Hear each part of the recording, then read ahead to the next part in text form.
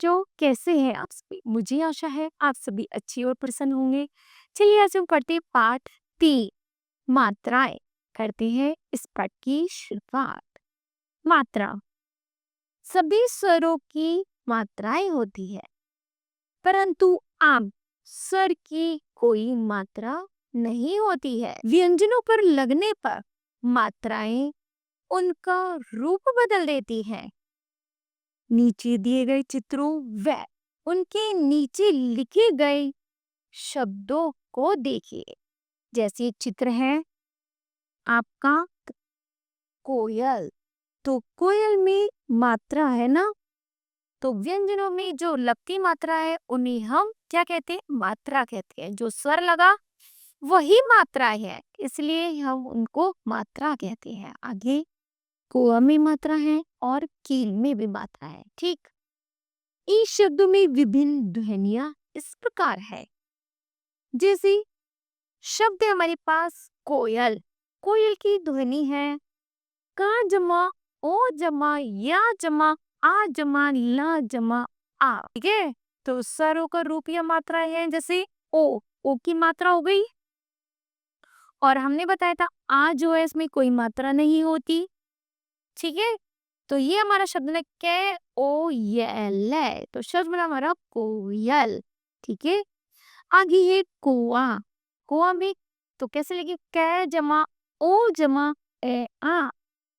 ठीक, तो ओ की मात्रा लगाई हमने यहाँ पर, तो शब्द ने कै आओ ए आ कौ आ। फिर कील, का में बड़ी ई की शब्द लिखेंगे, स्वर लिखेंगे ला जमा आ, तो स्वर में मात्रा लगे कै ई ला आ, तो बना कीला। आगे नीचे स्वर दिए गए हैं, उनकी मात्राओं के चिन्ह उनके नीचे दिए गए हैं। जैसे आ की कोई मात्रा नहीं है, आ का में डंडा लगाकर मात्रा लगाई जाती है। छोटी की छोटी की मात्रा, बड़ी ई को बड़ी ई की मात्रा जो वर्ण के बाद लगती है।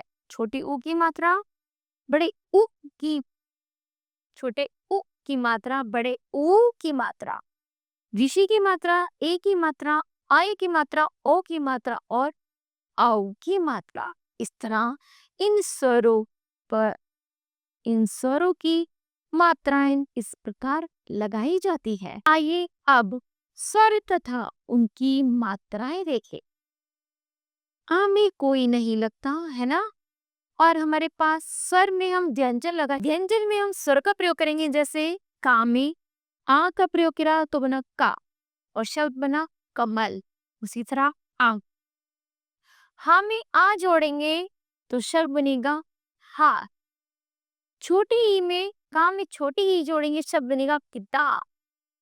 और उसी तरह बड़ी ई जोड़ेंगे का में बड़ी ई, तो शब्द बनेगा की। ऊ जोड़ेंगे तो का उ जोड़ा तो बना कुत्ता, और सा में ऊ जोड़ेंगे तो शब्द बनेगा सूरज। ऋषि जोड़ेंगे, का में ऋषि जोड़ा तो शब्द बना कृष्णा कृष्ण, और सा में ए जोड़ा तो बना से, और से बना से।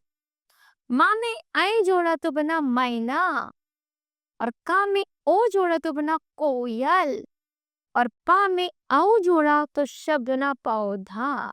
ठीक है, सभी व्यंजनों में मात्राओं का इसी प्रकार प्रयोग किया जाता है। आ स्वर की कोई मात्रा नहीं होती है।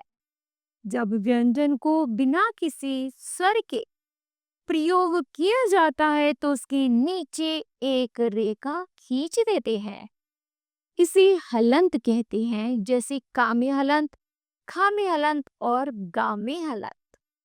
जैसे का में हलंत जमा आ तो बना का में हलंत का अर्थ है कि यह छोटा का है, मतलब दीर्घ का नहीं है, तो का है, ओनली का। उसी तरह खा जमा आ का बना खा, ग जमा आ से बना गा। ठीक, अनुस्वर विसर्ग अनुनासिक या चंद्र बिंदु का प्रयोग। जिसे अंग में अनुसार है, बा जमा अंग जमा ब में अंग से बना बंदर। उसी तरह आहा, आहा क्या है? विसर्ग है, तो का में आहा जमा का जमा अहा जमा का जमा ह जमा त से बना कहा और शब्द बना क्रमशः। फिर चंद्र बिंदु का प्रयोग कैसे करेंगे? चा जमा चंद्र बिंदु का प्रयोग चाने चंद्र बिंदु का प्रयोग हुआ तो शब्द ना चा। अनुस्वर अंक की बिंदी चंद्र बिंदु वर्ण के ऊपर लगते हैं और विसर्ग वर्ण के बाद लगता है। ठीक है, आगे है व्यंजनों पर मात्राएं 4 प्रकार से लगाई जाती है।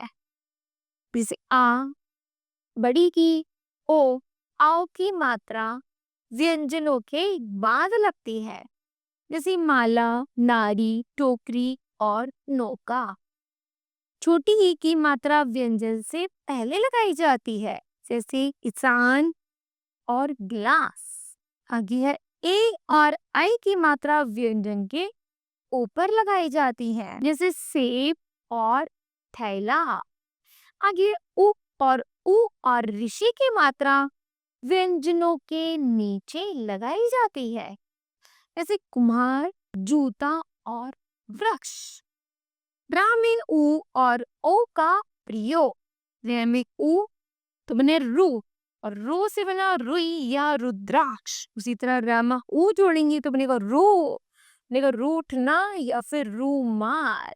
ठीक है, आगे है रे का व्यंजनों के साथ संयोग। याद रखिए, जब रे किसी व्यंजन के बाद आता है तो रे की मात्रा व्यंजन के नीचे लगाई जाती है, जैसे पै में रे, प्रे, क्रे, ब्रे। इनसे शब्द बनते हैं जैसे प्रकार, भ्रम, क्रम आदि। किंतु जब रे किसी व्यंजन से पहले आता है तो रे की मात्रा व्यंजन के ऊपर लगाती है, जैसे पर्वत, घरों, सर आदि।